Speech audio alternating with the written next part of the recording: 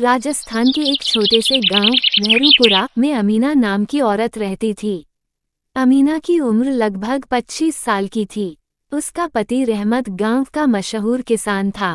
उनके घर में ज्यादा साधन संपत्ति नहीं थी, लेकिन दिल के अमीर थे। अमीना कुछ ही महीनों में मां बनने वाली थी। पेट में पल रहे नन्हे मेहमान को लेकर उसके सपने आसमान छू रहे थे। वो अक्सर अपने आंगन में बैठकर सोचती, मेरा बच्चा बड़ा होकर कैसा होगा, उसकी मुस्कान कैसी होगी, क्या वह मेरे जैसा दिखेगा या रहमत जैसा। लेकिन अमीना का जीवन सिर्फ इंसानों तक सीमित नहीं था। उसके घर का सबसे अहम हिस्सा थी उसकी हथिनी गंगा। गंगा और अमीना का रिश्ता। गंगा जब छोटी थी तभी रहमत ने उसे खरीदा था। अमीना ने ही उसे दूध पिलाकर बड़ा किया। दोनों का रिश्ता ऐसा था जैसे माँ बेटी का। गंगा अमीना को देखते ही सूनर उठाकर उसका चेहरा सहलाती। अगर अमीना दुखी होती तो गंगा अपनी बड़ी बड़ी आंखों से उसे ऐसे देखती जैसे कह रही हो, मत रो, मैं हूँ न तेरे साथ। गांव वाले कहते, अरे अमीना, तू तो हथेली से बातें करती है जैसे इंसान से करती हो। अमीना हंसकर कह देती, गंगा मेरी सखी है, मेरा परिवार है। समय का खेल देखो, गंगा भी गर्भवती थी। यानी इंसान और जानवर दोनों एक ही समय मां बनने वाले थे। यह एक अनोखी संगति थी। अमीना और गंगा दोनों अपने अपने बच्चों के आने का सपना सजोए बैठी थीं।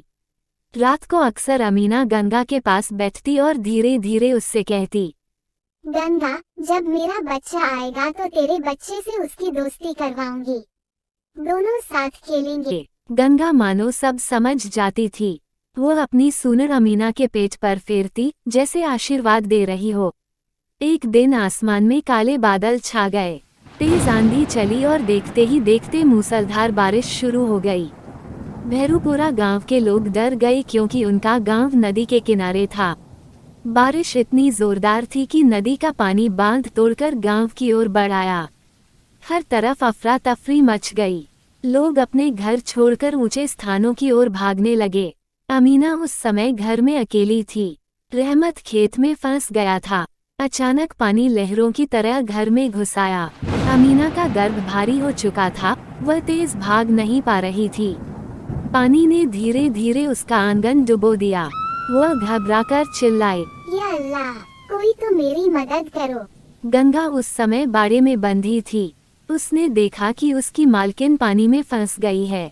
हथिनी जोर से चिंगाड़ उठी। उसने रस्सी तोड़ी और बिजली की तरह अमीना की ओर दौड़ी। अमीना डर गई। गंगा, नहीं, तू भी पानी में डूब जाएगी। लेकिन गंगा ने उसकी बात न सुनी। उसने अपनी सूनर से अमीना को लपेट लिया और ऊंचे टीलों की तरफ ले जाने लगी। तेज लहरें गंगा को धक्का देती, लेकिन वह डटी रही।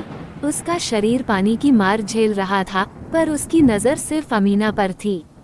गांव वाले दूर से ये दृश्य देख रहे थे।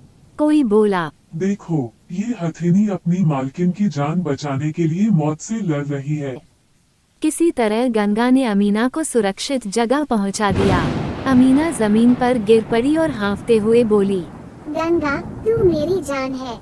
लेकिन तभी गांव वालों ने देखा कि गंगा खुद गहरे पानी में फंस गई है। लहरें इतनी ऊंची थी कि उसका शरीर डगमगाने लगा। अमीना चिल्लाई, नहीं। नहीं गंगा, बाहर आ जा, मैं तुझे खो नहीं सकती। लेकिन हथिनी ने सिर्फ एक बार अपनी सूनर उठाकर अमीना का हाथ छुआ। उसकी आंखों से आंसू बह निकले। वह जैसे कह रही थी, मैं जा रही हूँ, लेकिन तुझे और तेरे बच्चे को सुरक्षित छोड़कर। और फिर एक आखिरी चिंगाड़ के साथ गंगा लहरों में समा गई। गांव की हवा सन्नाटे में बदल गई। हर किसी की आंखें नम थीं।